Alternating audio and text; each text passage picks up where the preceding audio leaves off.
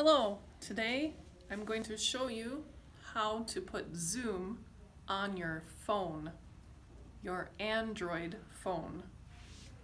First, turn on your phone. Maybe password. Next, find Play Store. Touch.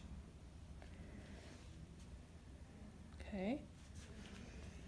Search here. You touch. Type Zoom. Z-O-O-M.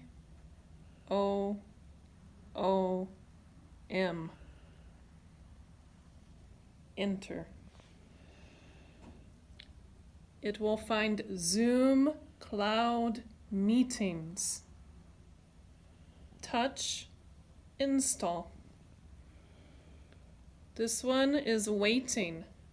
You see the green going around, waiting.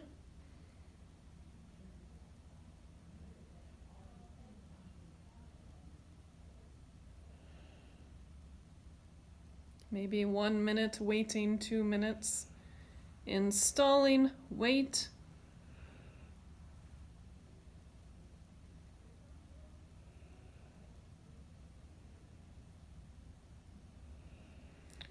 You can open now. Zoom is on your phone. You are finished. Close.